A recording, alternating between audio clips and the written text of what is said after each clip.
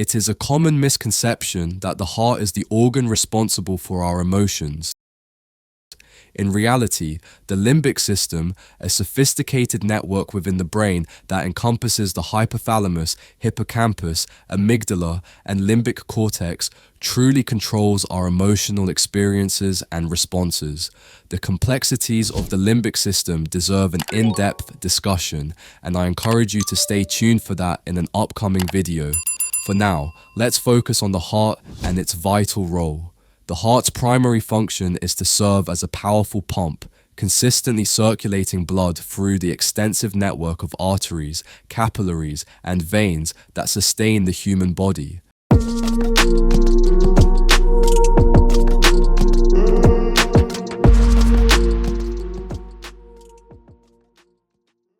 The heart is positioned within the mediastinum, the central compartment of the chest cavity. Its placement, however, is not perfectly symmetrical. A larger portion of the heart resides on the left side of the mediastinum compared to the right. Roughly the size of a clenched fist and shaped like an inverted pear, the heart sits just behind the sternum, the breastbone.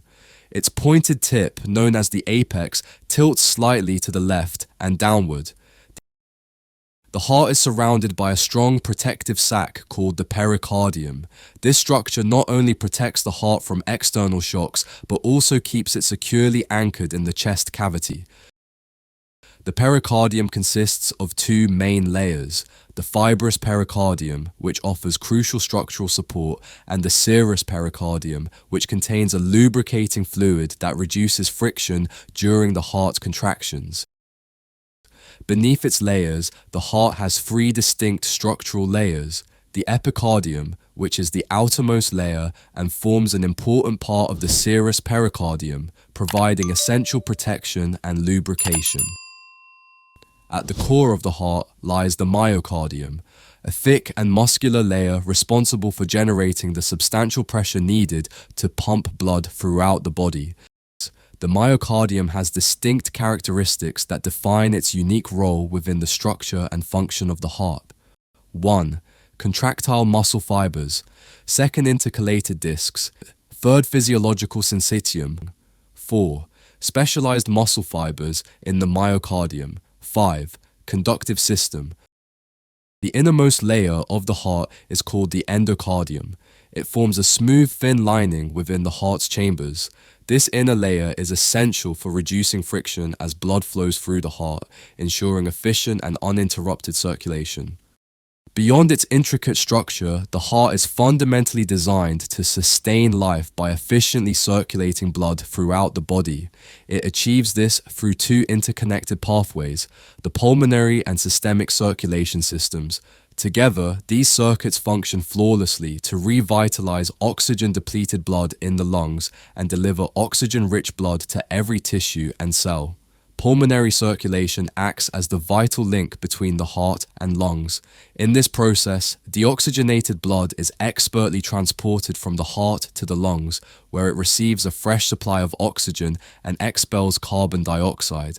The new systemic circulation then takes charge, delivering this oxygen-rich blood away from the heart to nourish tissues and cells throughout the body.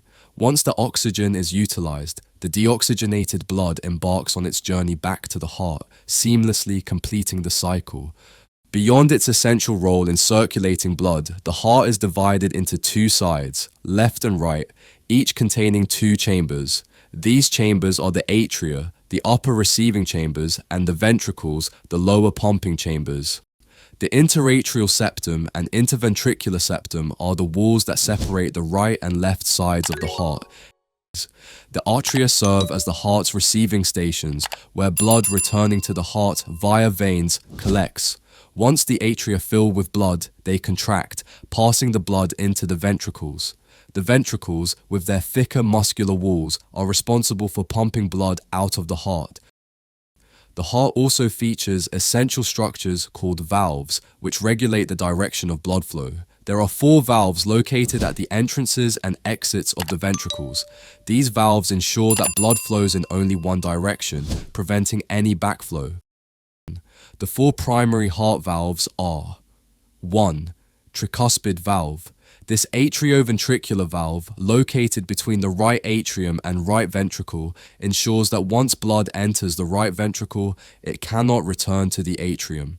Its three cusps, or leaflets, are responsible for its name: tricuspid, 3, mitral valve, also called the bicuspid valve. The mitral valve is located between the left atrium and left ventricle.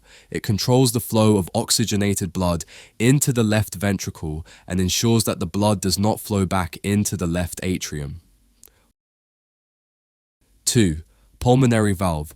A semilunar valve situated between the right ventricle and the pulmonary artery. The pulmonary valve prevents blood from flowing back into the right ventricle after it has been ejected into the pulmonary artery for oxygenation in the lungs. 4. Aortic valve. A semilunar valve between the left ventricle and the aorta. The aortic valve allows oxygen-rich blood to flow from the left ventricle into the aorta, preventing backflow into the ventricle.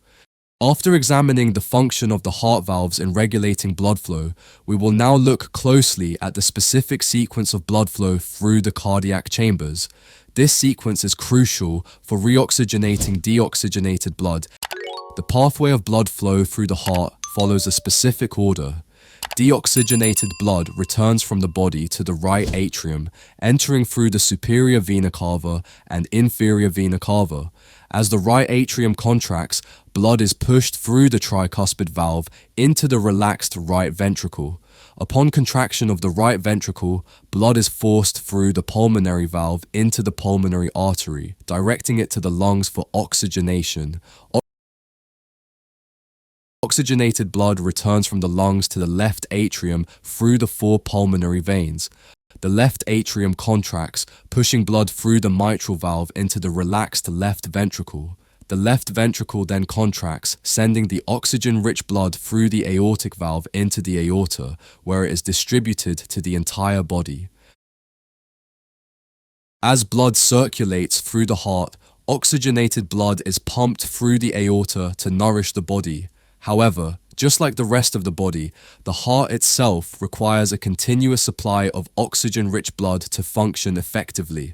The right and left coronary arteries are the first branches that arise from the ascending aorta just beyond the aortic semilunar valve. These arteries then further divide into smaller branches which lead to arterioles and ultimately capillaries.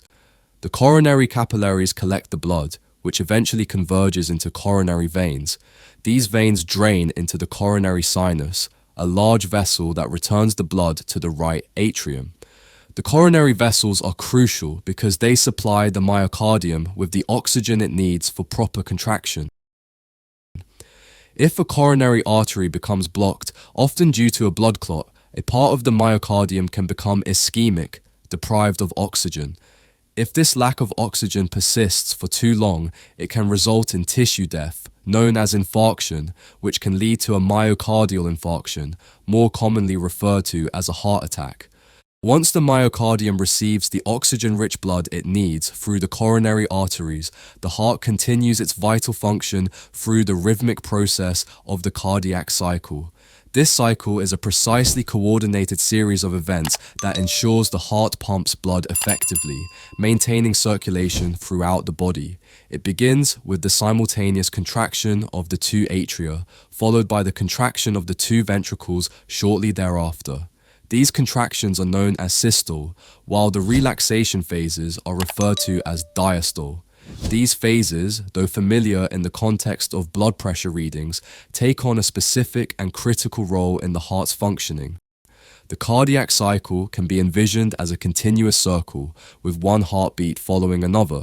At the start of the cycle, when the atria are in diastole and the ventricles have just completed their systole, the heart is in a relaxed state. Blood flows passively from the veins into both atria, gradually filling them. This increase in blood volume creates enough pressure to open the atrioventricular AV valves, allowing about 2/3 of the atrial blood to flow passively into the ventricles. As the atria contract, they push the remaining blood into the ventricles, completing the filling process.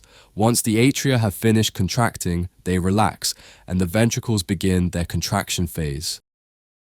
During ventricular systole, the ventricles generate enough pressure to force blood against the AV valves, causing them to close and simultaneously opening the aortic and pulmonary semilunar valves. This process ensures that blood is actively pumped into the arteries and delivered throughout the body. This ongoing cycle of contraction and relaxation produces the heart sounds we hear with a stethoscope. The first sound, commonly described as the lub, occurs when the AV valves close during ventricular systole, while the second sound, or dub, follows the closing of the aortic and pulmonary semilunar valves. Any malfunction in valve closure can result in a heart murmur. As the heart beats in its rhythmic cycle, the mechanical events of contraction and relaxation are intricately regulated by an electrical system. The electrical impulses begin in the sinoatrial SA node, located in the wall of the right atrium, just below the opening of the superior vena cava. This node serves as the heart's natural pacemaker, responsible for generating the electrical impulses that initiate each heartbeat. The SA node depolarizes rapidly, typically 60 to 80 times per minute, which causes the atria to contract or go into atrial systole. Once the SA node has triggered the contraction of the atria, the electrical impulse travels to the atrioventricular AV node. Here, the impulse is momentarily delayed to allow the atria to complete their contraction, ensuring that the ventricles are properly filled with blood before they contract.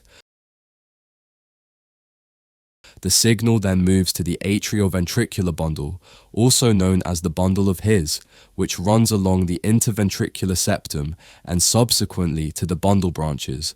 These branches transmit the signal down into the Purkinje fibers, which spread the impulse throughout the ventricular myocardium, causing the ventricles to contract during ventricular systole.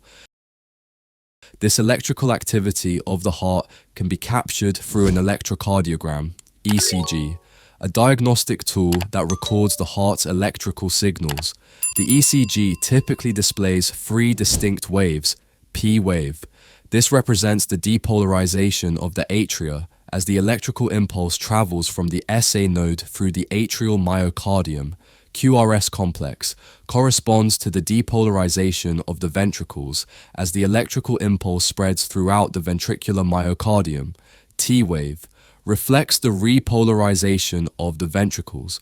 Atrial repolarization occurs simultaneously but is not shown separately, as it is masked by the larger QRS complex.